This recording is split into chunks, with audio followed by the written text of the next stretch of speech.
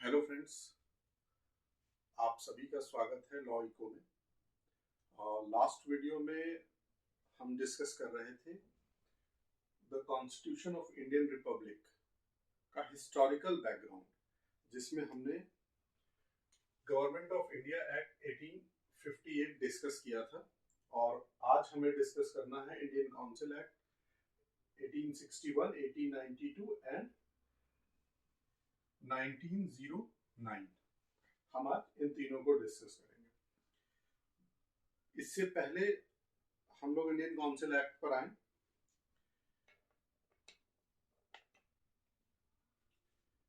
एक बार government of India act 1858 को थोड़ा सा रिफ्रेश कर लेते हैं। आफ्टर 1857 जो हमारी 1857 की क्रांति हुई थी, उसके बाद अंग्रेजी सरकार को ऐसा लगने लगा कि ईस्ट इंडिया कंपनी से बहुत से लोग नाराज हैं, जिसकी वजह से उन्होंने 1858 में ईस्ट इंडिया कंपनी से पावर जो है वो ब्रिटिश क्राउन को ट्रांसफर कर दी। तो 1858 के बाद ब्रिटिश पार्लियामेंट का रूल एस्टेब्लिश हो गया। उससे पहले ईस्ट इंडिया कंपनी थी। हमने लास्ट वीडियो में भी, कुछ लोग लिंक में डिस्क्रिप्शन में डाल दूंगा, आप लास्ट वीडियो देख सकते हैं। वहां पर काफी डिटेल से गवर्नमेंट ऑफ इंडिया एक्ट 1858 को for the purpose of Indian constitution के बैकग्राउंड के हिसाब से पूरी तरीके से डिस्कस किया गया। तो आप लोग वहां जाकर के भी एक बार इसको देख लीजिएगा। तो यहाँ पर एक बदलाव आया इसमें। वो बदलाव क्या था कि ब्रिटिश क्राउन ने ये कहा कि अब इंडिया को हम थोड़ा नए तरीके से एडमिनिस्टर करेंगे। वहां पर पहली बार गवर्नेंस की बात आई थी, तो उससे रिलेटेड एक चीज बोली गई कि एक सेक्रेटरी ऑफ स्टेट होंगे, ठीक है, जो काउंसिल ऑफ इंडिया नाम की एक काउंसिल होगी, जिसमें 15 लोग होंगे जो उनको असिस्ट करेंगे। 15 पीपल्स उनको असिस्ट करेंगे और ये लंदन से ही सेक्रेटरी ऑफ स्टेट इसको मैनेज करेंगे। उसके साथ में ही इंडिया में कहा गया कि एक गवर्नर जनरल्स होंगे, जिनके पास एक एग्जीक्यूटिव काउंसिल होगी। तो वो एग्जीक्यूटिव काउंसिल इनको असिस्ट करेगी मैनेज करने में, एडमिनिस्ट्रेट करने में, एग्जैक्टली शासन करने में, कि भारत पर कैसे वो शासन करें। तो ये सारी चीजें आ गई, बट सारी चीज सेक्रेटरी ऑफ स्टेट के पास नहीं थी। यहां पर जो इंपॉर्टेंट था कि पब्लिक की कोई ओपिनियन या पब्लिक का कोई इन्वॉल्वमेंट नहीं रखा गया। अब हम डिस्कस करते हैं इंडियन काउंसिल एक्ट 1861 को। ये ब्रीफ था गवर्नमेंट ऑफ इंडिया एक्ट 1858 का। तो आप लोग जाकर के एक बार लास्ट में डिस्क्रिप्शन में वीडियो डालूंगा, वहां पे डिटेल से मिल जाएगा और इसको एक कॉन्टिन्यूएंस में ही हम देखेंगे यहां तक, यानी 1858 में जो हुआ, गवर्नमेंट ऑफ इंडिया एक्ट का पर्पस क्या था, क्यों आया, वहां पर क्या डेवलपमेंट हुए, उसके बाद ये डेवलपमेंट हम कॉन्टिन्यूएंस में वीडियो सीरीज में ही देखेंगे। तो अब आ जाते हैं इंडियन काउंसिल एक्ट 1861 में। हमने यहां पर देखा कि गवर्नर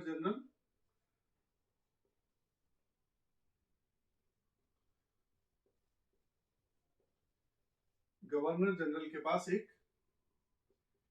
एग्जीक्यूटिव काउंसिल थी। एक्चुअली ये काउंसिल जो थी वो ब्रिटिश ऑफिसर्स की थी, ऑफिशियल्स थे, इसमें सिर्फ पब्लिक का कोई लेना देना नहीं। It's bureaucratic type of arrangement था, जहां पर गवर्नर जनरल सारे डिसीजन लेते थे एग्जीक्यूटिव काउंसिल की ओपिनियन से।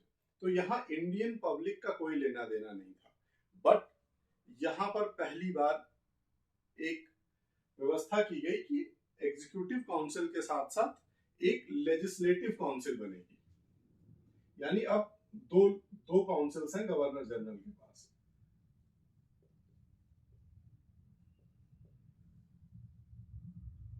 Legislative council. यहां पर ब्रिटिश ऑफिशियल्स थे, एग्जीक्यूटिव काउंसिल के मेंबर, यहां पर नॉन ऑफिशियल्स थे।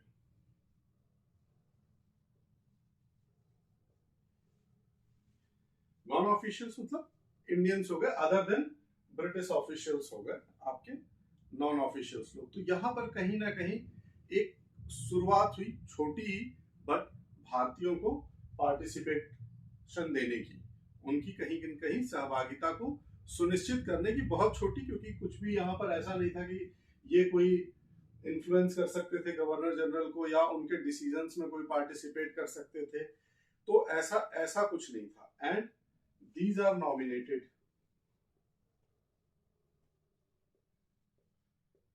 लेजिस्लेटिव काउंसिल, चाहे सेंट्रल हो या प्रोविंशियल हो, दोनों में ही इनके जो मेंबर्स थे नॉमिनेटेड होते थे। तो ऐसा कुछ नहीं था कि वो बहुत ज्यादा हमारे लोगों के बीच से हैं, या फिर ऐसा नहीं था कि किसे ले जाना है किसे नहीं ले जाना है। वो पब्लिक ओपिनियन थी, वो गवर्नर जनरल की अपनी कॉल थी कि वो किसको नॉमिनेट करते हैं इंडियंस में से। तो यहां पर सारी पावर्स अभी भी, power still is with governor general.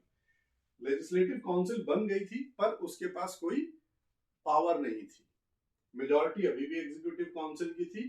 तो कहने के लिए हमारा इन्वॉल्वमेंट यहाँ था, बट किसी भी तरीके से हम कुछ भी कंट्रीब्यूट नहीं कर सकते थे वहां। तो ये सिंपल सा एक डेवलपमेंट हुआ, यानी पहले गवर्नमेंट ऑफ इंडियन एक्ट में क्या था, इतना ही था सिर्फ, यानी गवर्नर जनरल के पास एक एग्जीक्यूटिव काउंसिल थी जिसमें अंग्रेज अफसर थे। इसके बाद इस एक्ट से जो डेवलपमेंट हुई वो हुई कि लेजिस्लेटिव काउंसिल बनी, जिसमें नॉन ऑफिशियल नॉमिनेटेड लोग थे जो भारतीय थे, पर उनके पास कोई पावर नहीं थी। अब आ जाते हैं हम इसी के कॉन्टिन्यूएंस में इंडियन काउंसिल एक्ट 1892 में। यहां थोड़ा सा चेंज आया, जैसे मैंने यहाँ लिखा कि दो टाइप की लेजिस्लेटिव काउंसिल होती थी, एक सेंट्रल और एक प्रोविंशियल। सेम एग्जीक्यूटिव काउंसिल भी दो होती थी, एक सेंट्रल इंडियन एग्जीक्यूटिव काउंसिल और provincial, same Indian legislative council और प्रोविंशियल लेजिस्लेटिव काउंसिल्स। तो इसमें पहली बार नॉमिनेशन के प्रोसेस को चेंज किया गया, यानी यहां पर पहले गवर्नर जनरल और इनकी मर्जी के हिसाब से होता था, पर यहां पर क्या किया गया 1892 में, this is the scenario of 1861। 1892 में जो एक्ट आया उसमें एक चेंज नॉमिनेशन को लेकर के किया गया। नॉमिनेशन को लेकर के जो चेंज किया गया वो ये किया गया कि जो सेंट्रल काउंसिल थी, सेंट्रल लेजिस्लेटिव काउंसिल, और एक थी प्रोविंशियल लेजिस्लेटिव काउंसिल। तो जो सेंट्रल लेजिस्लेटिव काउंसिल थी उसमें दो जगह से नॉमिनेशन मंगाया गया। डायरेक्ट नॉमिनेशन की जगह उन्होंने कहा कि Bengal chamber of commerce nominate करेगा सेंट्रल लेजिस्लेटिव काउंसिल के लिए, जिसे हम इंडियन लेजिस्लेटिव काउंसिल भी कह सकते हैं, जो सेंट्रल में थी। कौन करेगा, बंगाल चेंबर ऑफ कॉमर्स करेगा या फिर प्रोविंशियल लेजिस्लेटिव काउंसिल करेगी। यानी पहले नॉमिनेशन गवर्नर जनरल के हाथ में था, अब किसके पास है, बंगाल चेंबर ऑफ कॉमर्स और प्रोविंशियल लेजिस्लेटिव काउंसिल करेगी। और प्रोविंशियल लेजिस्लेटिव काउंसिल में नॉमिनेशन कौन करेगा मेंबर्स का, local bodies of that province. कौन हो सकता है वो, यूनिवर्सिटीज हो सकती हैं, लोकल एडमिनिस्ट्रेटिव बोर्ड हो सकता है, म्युनिसिपैलिटी। म्युनिसिपैलिटी हो सकती है।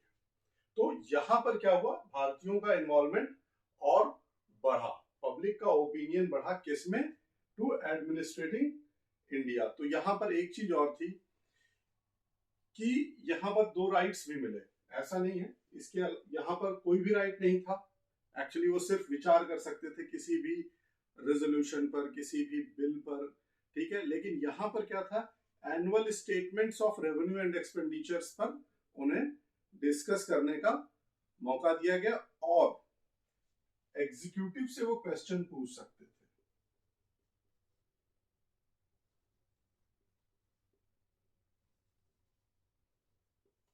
Question and power to discuss on accounting statements of revenue and expenditures। तो दो पावर्स उन्हें यहां पर मिली, किसे, लेजिस्लेटिव काउंसिल्स के मेंबर्स को, दोनों जगह पर। पहली चीज तो यहां साइज बढ़ा नंबर्स में कि लेजिस्लेटिव काउंसिल पहले सिर्फ नॉमिनेट होते थे, अब नॉमिनेशन का प्रोसेस बदल के क्या हो गया कि सेंट्रल में बंगाल चेंबर ऑफ कॉमर्स से नॉमिनेट होते थे और प्रोविंशियल लेजिस्लेटिव काउंसिल से, तो दोनों से मेंबर जाते थे। और प्रोविंशियल लेजिस्लेटिव काउंसिल में कहां से मेंबर आते थे, लोकल बॉडीज से नॉमिनेट होते थे। तो यहां पर एक और इंप्रूवमेंट हुआ आपका कि नॉमिनेशन जो है हमारा वो बढ़ा और भारतीयों का इन्वॉल्वमेंट बढ़ा। थोड़ी सी जगह कम हो गई है। अब हम आते हैं 1909 में। 1909 काफी इंपॉर्टेंट है कई कारणों से। इसे हम मॉर्ले मिंटो रिफॉर्म्स के नाम से भी जानते हैं।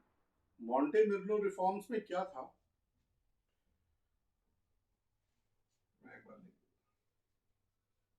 मॉर्ले मिंटो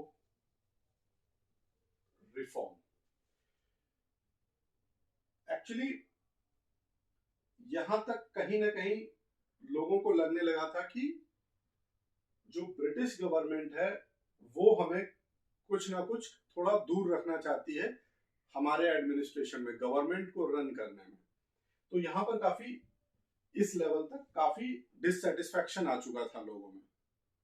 तो मॉर्ले मिंटो रिफॉर्म आया। इसमें मॉर्ले और लॉर्ड मॉर्ले और लॉर्ड मिंटो ये दो लोग इन्वॉल्व थे। ये थे वाइसरॉय और ये थे सेक्रेटरी ऑफ स्टेट, यानी लॉर्ड मॉर्ले जो थे वो वाइसरॉय थे और मिंटो जो थे सेक्रेटरी ऑफ स्टेट थे। यहां पर इसलिए इंपॉर्टेंट है और बहुत ध्यान से आप लोगों को समझने की जरूरत है। अभी तक हम एक वर्ड यूज कर रहे थे यहां पे, नॉमिनेटेड। पहले चाहे गवर्नर जनरल नॉमिनेट करते हो या फिर बाद में Bengal chamber of commerce, provincial legislative council, universities, local bodies, municipality bodies, but यहां पर पहली बार जो एक यूज हुआ वर्ड वो था नॉमिनेटेड से इलेक्टेड। यहां पहली बार इलेक्टेड बॉडी की बात हुई। तो और कुछ पावर्स भी बढ़ी। पावर्स यहां बढ़ी हमारी, जो बॉडी थी दोनों ही सेंट्रल एंड प्रोविंशियल, हम इन्फ्लुएंस कर सकते थे।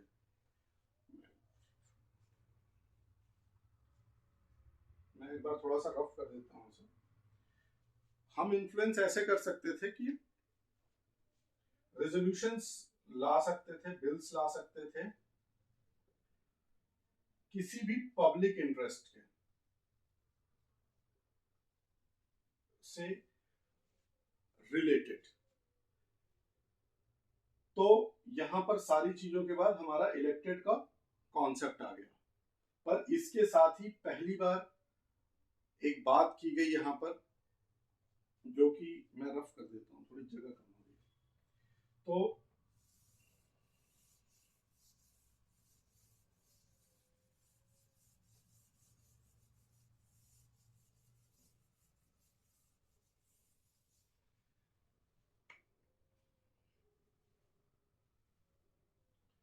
1909 में जो बात की गई वो की गई नॉमिनेटेड से इलेक्टेड की।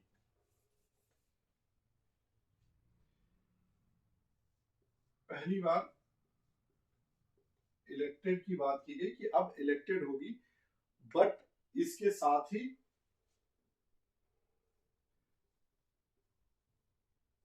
मुस्लिम कम्युनिटी के लिए सेपरेट प्रोविजंस किए गए। यहां से देश के बंटवारे की शुरुआत हो गई। सेपरेट प्रोविजंस में था कि मुस्लिम कम्युनिटी सेपरेट रिप्रेजेंटेशन चाहती हो या नहीं चाहती हो, लेकिन मॉर्ली मॉन्टो रिफॉर्म में ये बात की गई कि सेपरेट इलेक्ट्रॉल होगा, सेपरेट पार्टिसिपेशन होगा, सेपरेट रिप्रेजेंटेशन होगा, जो बाद में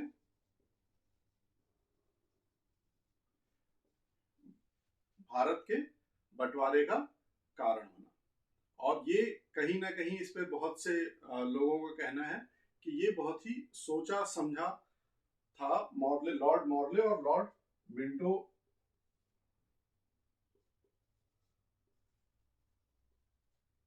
रिफॉर्म में। मॉर्ले और मिंटो रिफॉर्म में ये जो चीज थी इसकी बहुत क्रिटिसाइज आज भी होता है, तब भी होता था। तो हम देख सकते हैं कि ये चेंजेस जो है हमारे इन तीनों में आए। यहाँ पर एक नई लेजिस्लेटिव काउंसिल की बात की गई 1861 में, ठीक है, for the central and provinces दोनों के लिए। 1892 में नॉमिनेटेड से हमने कहा कि हम बंगाल चेंबर ऑफ कॉमर्स से और प्रोविंशियल लेजिस्लेटिव काउंसिल से हम सेंट्रल में नॉमिनेशन लेंगे, और प्रोविंशियल काउंसिल्स के लिए हम लोकल बॉडीज से लेंगे, जिसमें universities, administrative bodies, municipalities etcetera से हम नॉमिनेशन लेते थे। यानी पार्टिसिपेशन ग्रेजुअली इंक्रीज हुआ, और इंडियन काउंसिल एक्ट 1909 में हमने इलेक्टेड की बात करी। यहाँ पहली बार इलेक्टेड का हुआ, पर उसके साथ ही सेपरेट मुस्लिम कम्युनिटी रिप्रेजेंटेशन की बात हुई, जिसे हम मॉर्ले मिंटो रिफॉर्म के नाम से भी जानते हैं। इसके बाद नेक्स्ट हम डिस्कस करेंगे government of India act 1919। Thank you.